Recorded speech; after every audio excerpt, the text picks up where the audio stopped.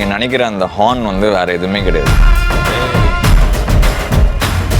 அது வேற யாரும் இல்லை, நான் தான். Jailer unlock. Super star Rajinikanth நடித்த மெகா பிளாக் பஸ்டர் ஜெயிலர் திரைப்படம் உருவான கதை உங்கள் சன் நெக்ஸ்டில் மட்டும் கண்டு மகிழுங்கள். இப்பொழுதே ஆப்பை டவுன்லோட் செய்யுங்கள். எல்லாருக்கும் பிரசாதம் இருக்குமா? பொறுமையா இருங்க. அடிச்சிட்டே யார் குடுக்குறது? அவசரப்படாம எல்லாரும் வாங்கிட்டு போலாம். இந்த லெட்டர் எப்படியாவது ஆனந்தி கிட்ட கொடுக்கணும். பாத்து பாத்து கீழே போடுறாமா? ஐயா கொஞ்சம் கொடுங்கய்யா. ஐயா ஐயோ இம்புட்டு சூடா இருக்குதே. இதே வேற எல்லாத்துக்கும் கொண்டு போகணுமே. அண்ணே அண்ணே, என்னம்மா? தொன்னை ஏதாவது இருக்குதா? அந்த டேபிள்ல தையல் இருக்கு பாருமா, போய் எடுத்துக்கோ.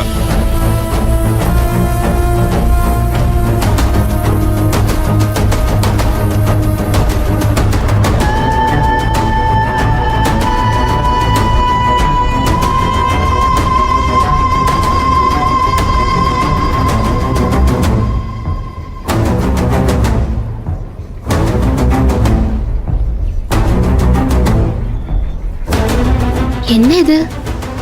ஆனந்தின்னு என் பேரு போட்டிருக்குது.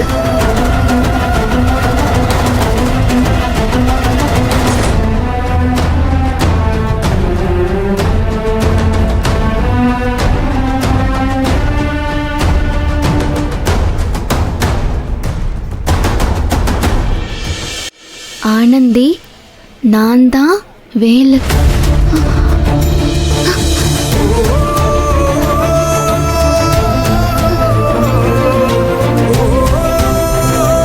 தயவு செஞ்சு என் மேலே இருக்கிற கோவத்தில் லெட்டரை படிக்காமல் கிழிச்சு போட்டுறாத ஆனந்தி. உனக்கு அண்ணன்னு சொல்லிக்கிற தகுதி எனக்கு கிடையாதுன்னு நல்லாவே தெரியும். உன் கூட பிறந்துட்ட ஒரே உரிமையில தான் அண்ணன்னு சொல்கிறேன். இப்போ இந்த லெட்டரை எழுதுறதுக்கு ஒரே காரணம் உங்ககிட்டையும் அப்பா அம்மா கிட்டேயும் மன்னிப்பு கேட்குதான். நான் செஞ்சுட்டு போன தப்பு என்னன்னு எனக்கு இப்போ தான் புரிஞ்சுது.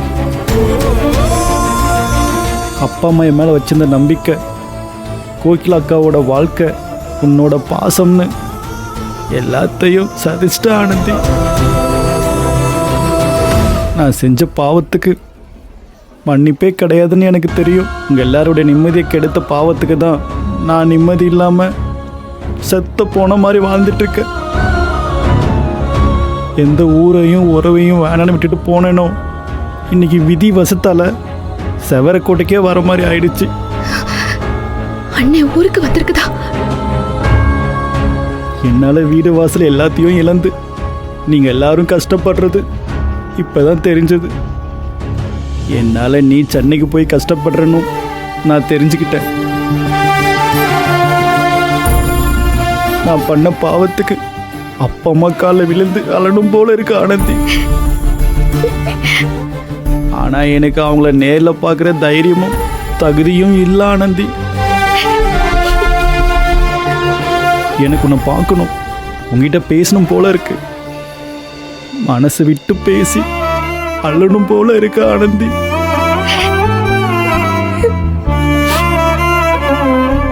இன்னைக்கு 7 மணிக்கு தீமிதி நடக்குது. எல்லாரும் தீமிதி கிட்ட இருப்பாங்க. அப்போ நான் கோயிலில் உனக்காக காத்துட்டு இருப்பேன்.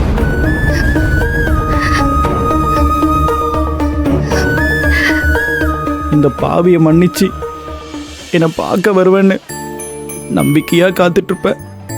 வந்துடு ஆனந்தி.